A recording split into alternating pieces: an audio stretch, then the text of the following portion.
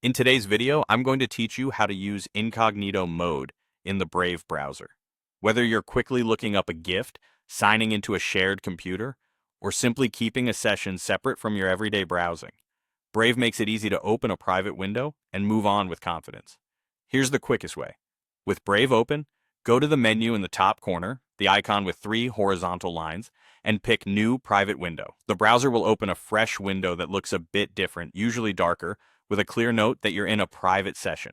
If you prefer using the keyboard, there are fast shortcuts. On Windows and Linux, press Ctrl, Shift, and N together. On a Mac, press Command, Shift, and N. The result is exactly the same. A new private window that keeps your session separate from your regular browsing. Here's what private means in Brave. In a private window, the browser won't save your browsing history, cookies, or site data once you close all private windows. It won't remember searches or form entries from that session either. This is perfect for quick tasks where you don't want local traces lingering on your device. It's important to understand the limits. Private mode doesn't make you invisible on the internet. Your internet service provider, your network, and the sites you visit can still see traffic they can normally observe.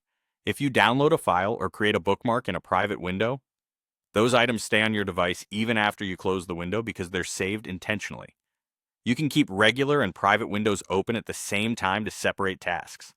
Private windows share one temporary session, so cookies apply across them until you close all private windows, at which point they're cleared.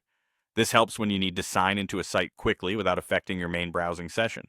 One more tip, some extensions are disabled by default in private windows unless you've explicitly allowed them to run in private. If something behaves differently than you expect, that could be why. When you're finished, close every private window to end the session and clear the temporary data from that period. Open the menu and choose New Private Window, or use the shortcut and enjoy quick private browsing in Brave.